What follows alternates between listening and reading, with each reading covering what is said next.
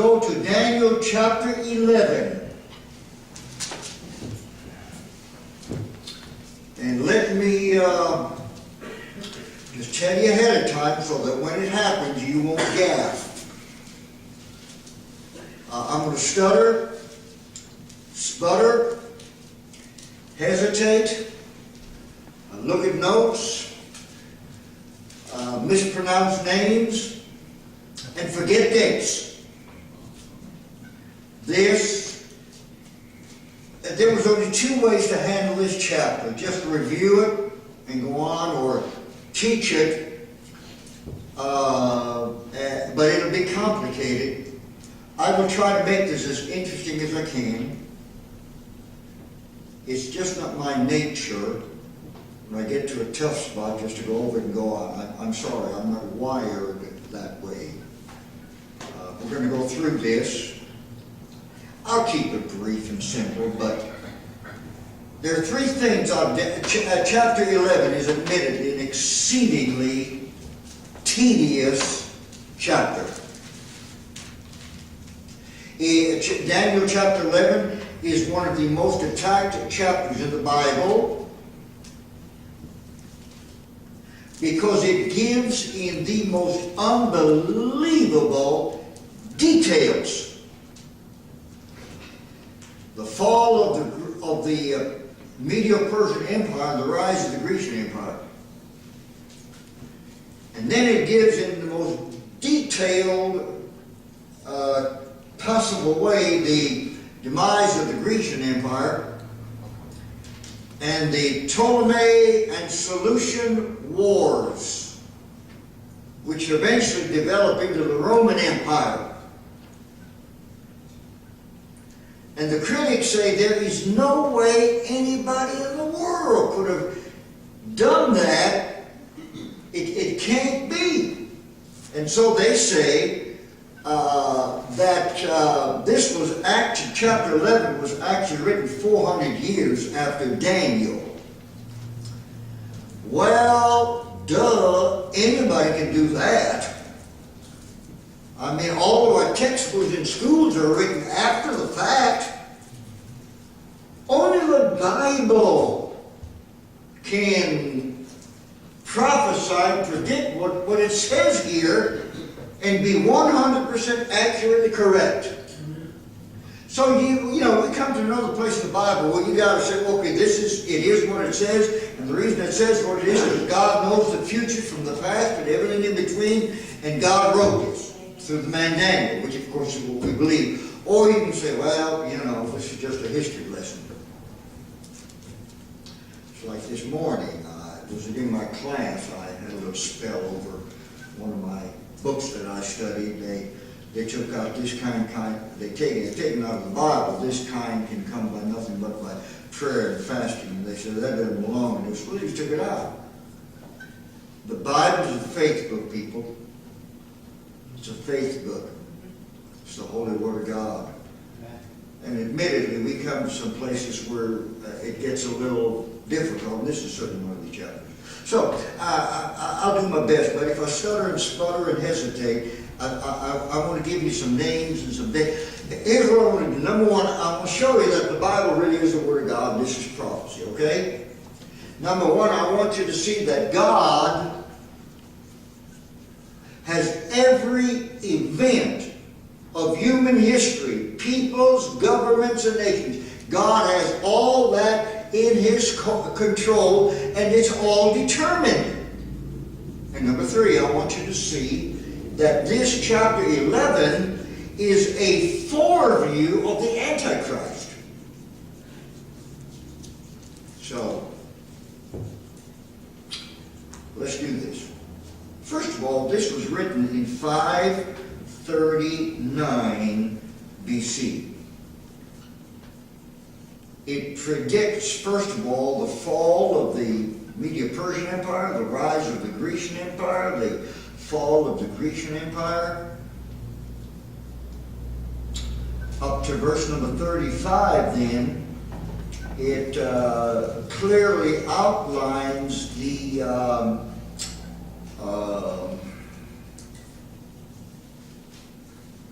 I didn't want to stutter this early.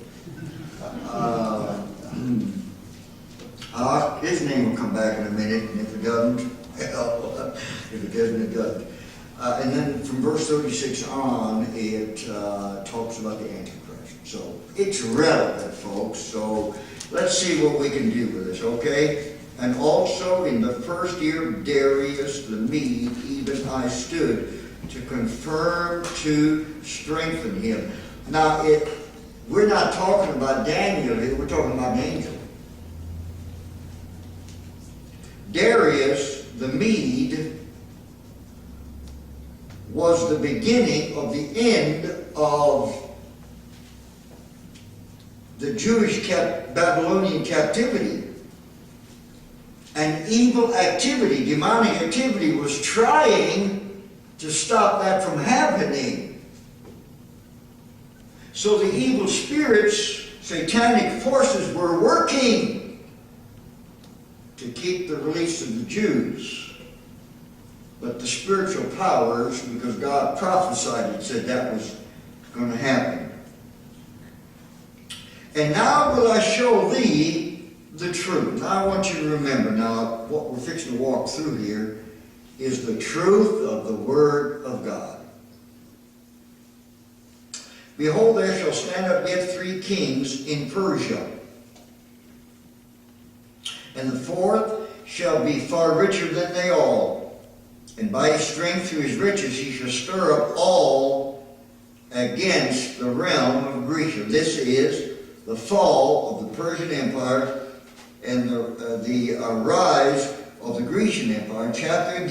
Chapter 11 recounts in amazing detail the warring of the Gentile nations after the rise and fall of the Persian and the Alexandrian conflict, which develops into 2 groups, the Ptolemies and the Seleucids. The north that we're going to be talking about in this chapter is Assyria.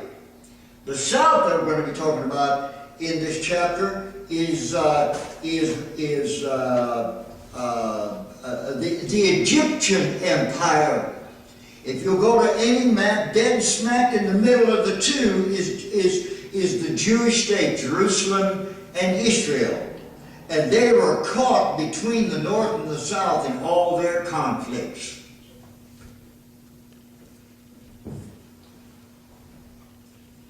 And a mighty king shall stand up, that shall rule with great dominion and according to his will.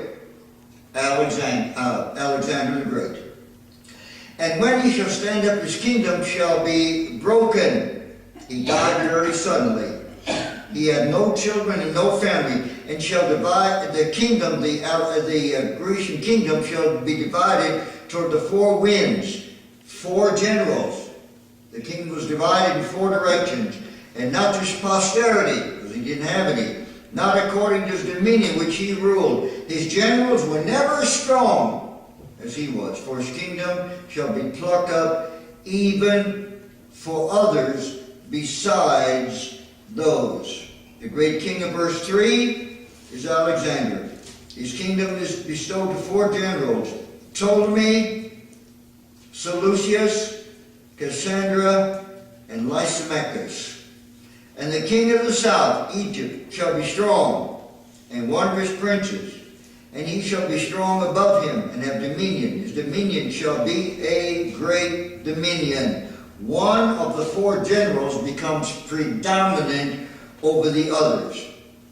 And in the end of years, they shall join themselves together, for the king's daughter of the south shall come to the king of the north to make an agreement, but she shall not retain the power of the arm, neither shall he stand nor his arm, but she shall be given up, and they that brought her, and he that begat her, and he that strengthened her in these times. In 250 BC, the Syrian division of the Grecian Empire and the Egyptian Empire, north and south, attempted an alliance by marriage involving an Egyptian princess called Bernice. the daughter of one of the Ptolemies, with Antioch, Theos of the north.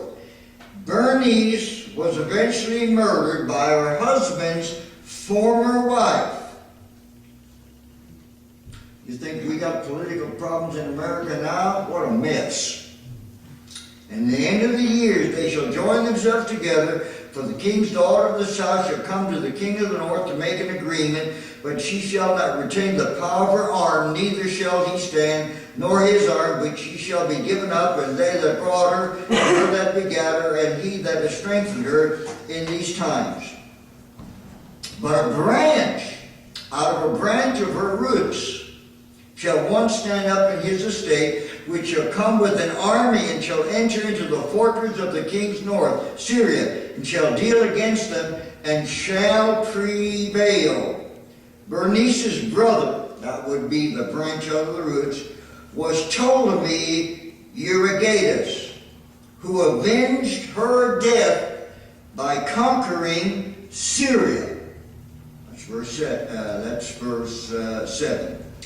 And shall also carry captives into Egypt their gods with their princes and with their precious vessels of silver and of gold, and he shall continue more years than the king of the north. In other words, when he conquered Syria, he plundered all the wealth.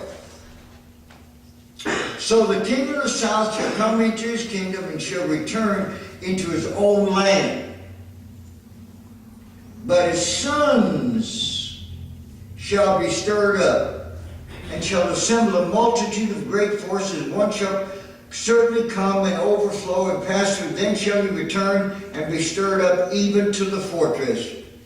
Perpetual war was the inevitable outcome of the south, Egypt, and the north, Syria, fighting. Seleucus III and Antiochus of the north waged continual war against the Ptolemies of the south. And remember, Israel is caught in the middle. And the king of the south shall be moved with choler. That means he's going to be mad as the dickens. And shall come forth and fight within the north, even with the king of the north, and he shall send forth a great multitude, but the multitude shall be given into his hand. South is whooped. And when he hath taken away the multitude, his heart shall be lifted up, and he shall cast out many 10,000, but he shall not be strengthened by continual war. For the king of the north shall return, and shall set forth a multitude greater than the former, and shall certainly come after certain years with a great army, and with much riches. Continual war between Syria and Egypt. And in those times, during that 150-year time frame, there shall many stand up against the king of the south, also the robbers of the people, and exalt themselves to establish the division, but they shall fall. Robbers of the people is a reference to traitorous Jews in Israel who assisted Syria in their campaign against the south, which of course was a bad mistake, because in the next 50 years Israel suffered for it seriously. So the king of the north, Syria, shall cast up a mount to take the most fenced cities, and the arms of the south, Egypt, shall not withstand, neither his chosen people, the Jews, neither shall be any strength to withstand. But he that cometh against him shall do according to his own will, and none shall stand before him, and he shall stand in the glorious land which by his hand shall be consumed. Antiochus Epiphanes, Rex Israel, 40,000 killed, 40,000 more sold into captivity. Antiochus Epiphanes, meaning Antiochus the madman, is a prefigure of the yet future to come Antichrist.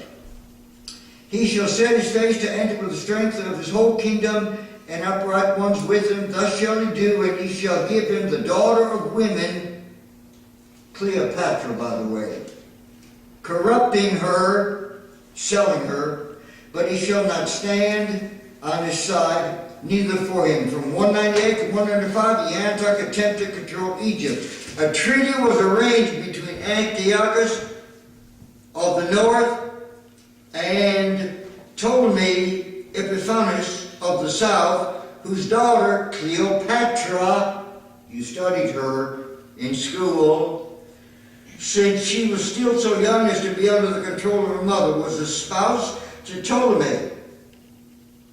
The treaty did not stand. It failed. Antiochus was conquered and reduced to Asia Minor. But another prince, Scorpio Astyatus of Roman honor, defeated Antiochus in 190 BC at Magnesia, and Antiochus went home and died in shame.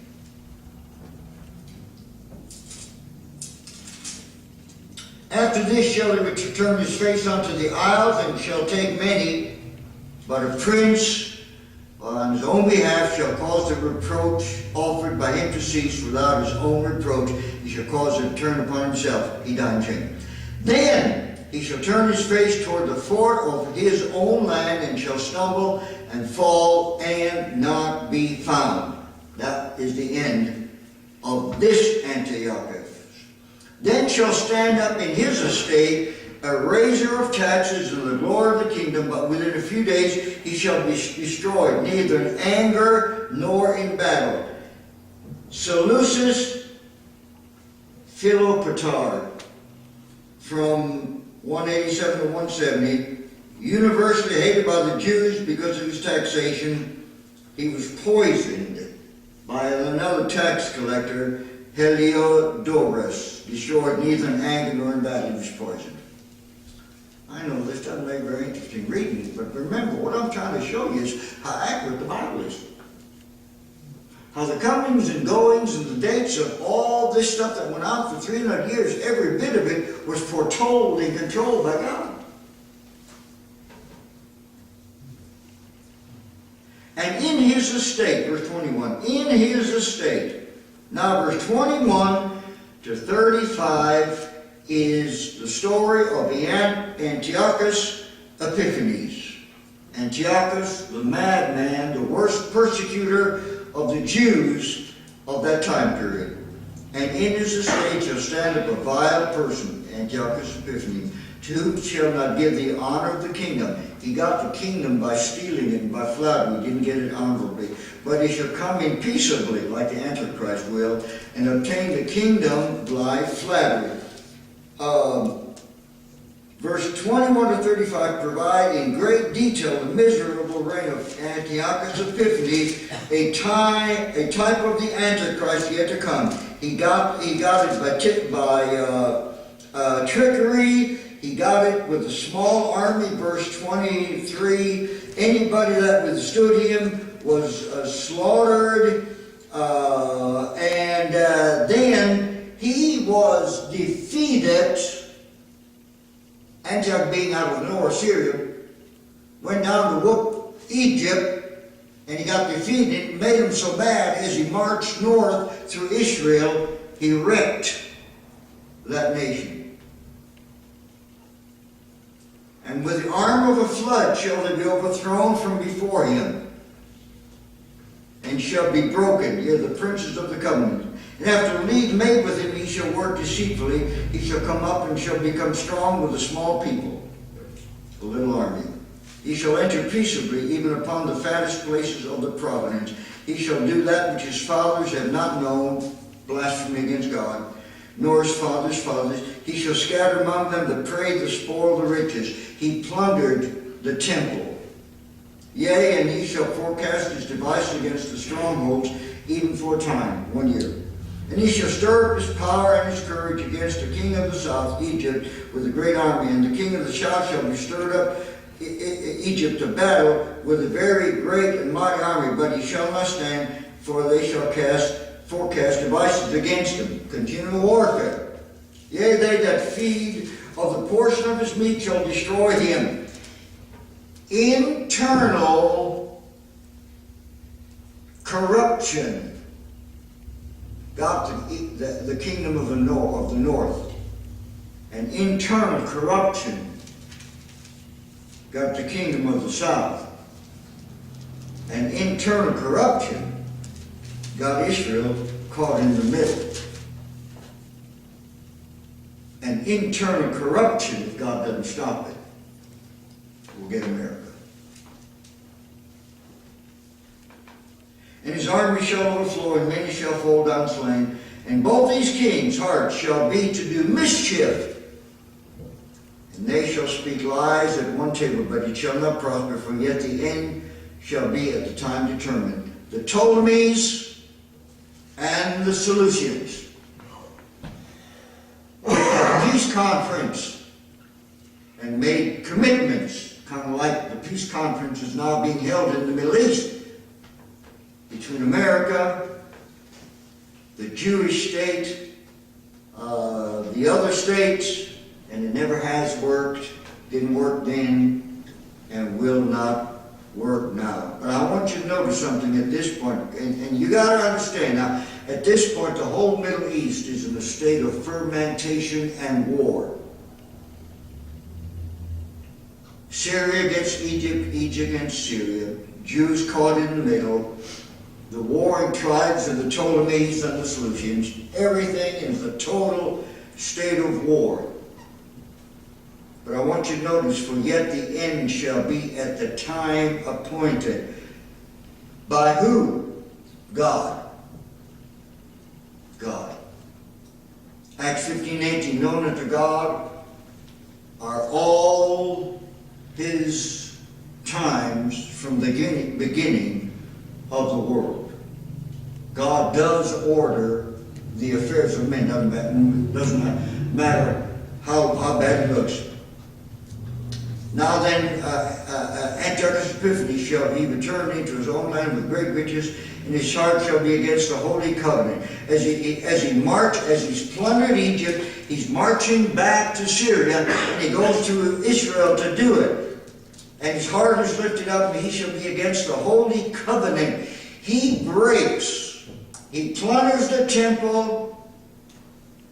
He forbids all of the Jewish rites and worship system, and he shall do exploits and return to his own land. He leaves Israel and Jerusalem in shambles with many dead, and he takes 40,000 off into captivity.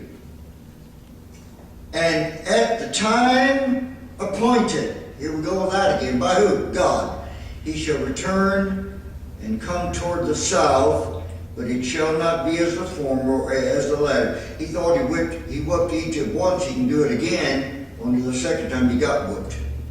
For the ships of Kittim shall come against him. The Roman ships were enlisted by Egypt, and between a standing foot army and a sea army, Antiochus Epiphanes was beat. Therefore he shall be grieved and return. He's mad. He shall come, have indignation against the holy covenant. So shall he do. He shall even return and have intelligence with them that forsake the holy covenant. That would be dissenting Jews. Jewish in name, but not for real. Sided in with Antiochus Epiphanes to wreck their own nation. And why did they do it? They did it for financial gain. I don't know how much of y'all are keeping up with the political scene in America today, but an awful lot of this is going on right now today in the American political scene. Bought and paid for politicians. And armed shall stand on his part, and they shall pollute the sanctuary. In other words, his army shall pollute the temple, and shall take away the daily sacrifice, no more church, and they shall place the abomination that maketh desolate, order a pig to be slaughtered. and such as do wickedly against the covenant shall be corrupt by flatteries, dissenting Jews. But the people that do know their God shall be strong and do exploits. The real Jews, the born-again Jews, a group of people called Maccabees, a small group of priests and their loyal followers actually stood up against Antiochus Epiphanes and delivered Israel. And they did it by the power of God. The people that do know their God, committed believing Jews, the Maccabees, shall be strong and do exploits. They defeated the Maccabees, a small, not even a group of army, a group of priests and their followers, defeated Antiochus Epiphanes. And by the way, if America keeps going like they're going, one of these days there will be a group of true believers stand up who will be led by some godly men. And yes, there will be persecution, and yes, many will die. But you will see, eventually, if we're still here, and if that happens, godly people will stand up. And they that understand among the people shall instruct many. The priests who stood up against Antiochus Epiphanes, yet they shall fall by the sword, and by flame, by captivity, and by spoil many days. Antiochus Epiphanes' rage and defeat slaughtered many, many, many Jews, 40,000. Now when they fall, they shall be holpen with a little help, but many shall cleave to them with flatteries.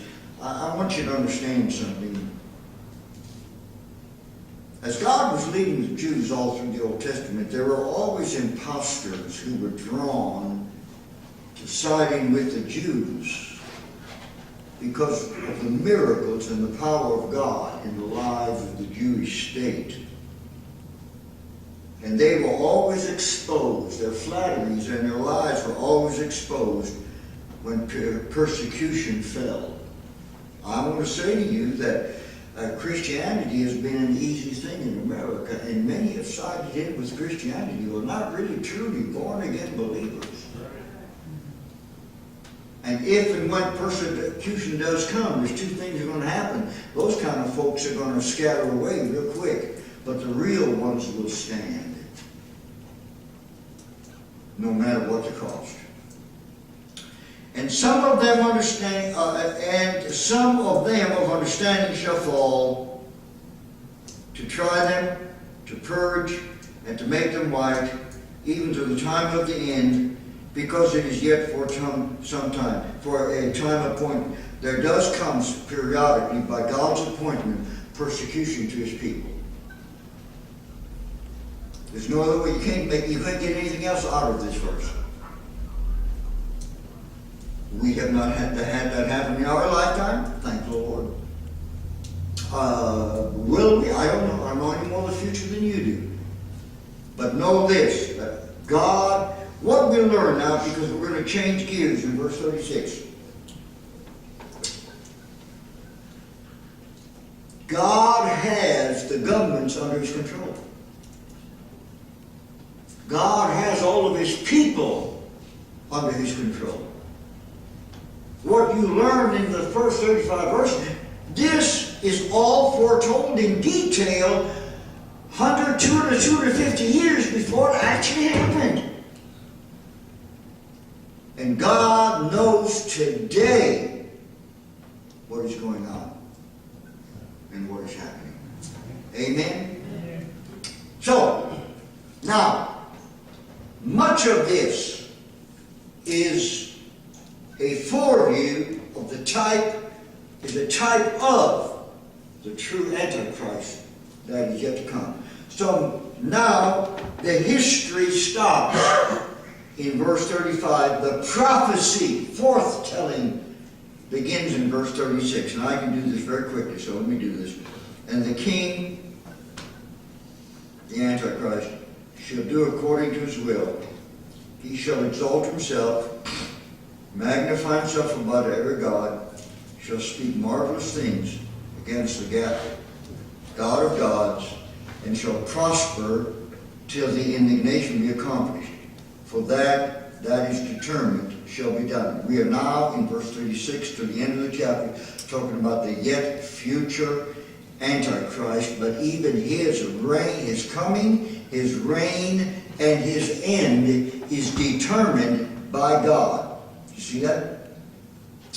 Neither shall he regard the God of his fathers. He shall set himself up as God, nor the desire of women.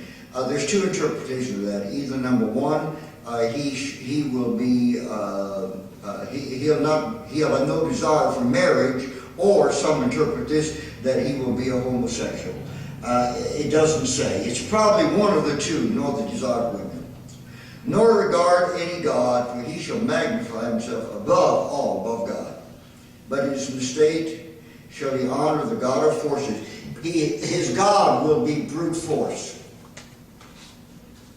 And the way he exercises his brute force is through financial gain.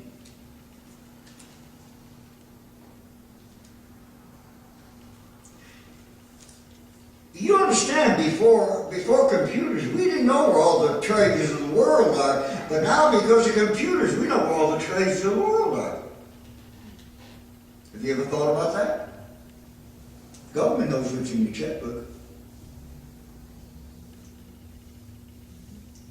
The time will come when a leader will arise. Everybody thought it was going to be Obama. But the time will come when a leader will arise. He will gather all the riches, all the wealth of the world to finance a one-world army. By the way, that's not anything new. Hitler did that in Germany. Mussolini did that in Italy. Stalin did that in Russia. Alexander did that in his times. Solomon, toward the end of his reign, did that in his times. But in his state shall he honor the God of forces. His God will be plain old brute force. And the God whom his fathers knew not shall he honor with gold and silver and with precious stones and pleasant things. He will gather all the riches of the world to finance his wars. Thus shall he do in the most strongholds with the strange God, whom he shall acknowledge and increase with glory, himself and his power. And he shall cause them to rule over many, and shall divide the land for gain. Everything's based on financial gain. Isn't it interesting that in America, everything is based on financial gain? Have you ever noticed when you watch the news, from the littlest town to the greatest cities, everything is economic development. America is selling its soul for economic development. And at the time of the end of the 7-year tribulation period, shall the king of the south, Egypt, push at him, and the king of the north, Syria, shall come against him, like a whirlwind, with chariots and with horsemen and with many ships, and he shall enter into the countries and overflow and pass over. The Antichrist will have war with the north and the south. He shall enter also into the glorious land, Israel. And many countries shall be overthrown, but these shall escape out of his hand, even Edom and Moab, and the chief of the children of Ammon, south countries. And he shall stretch forth his hand also upon the countries, and the land of Egypt shall not escape. There is yet a third world war coming that primarily will be centered in the Mediterranean world. Europe was the theater of the last two big wars. The next one will be the world of the Mediterranean. But he shall have power over the treasures. The Antichrist will absolutely, ruthlessly, he and his cohorts have absolute control over the world treasures, and nobody will buy or sell without his okay. Over all the precious things of Egypt, the world, and the Libyans and the Ethiopians shall be at his steps. But tidings of the east and out of the north shall trouble him. While he's fighting north and south, another war starts east and west. By the way, there will be another world war. There will be another world war like there never has been a world war. That literally will consume north, south, east, and west. Therefore he shall go forth with great fury to destroy and utterly to make away many. Another world war with the Antichrist. And no human army defeats him. What defeats him is God's army out of heaven. And that'll be another time. And he shall plant the tabernacles of his palaces between the seas in the glorious holy mountain, Jerusalem. Yet he shall come to his end, and none shall help him.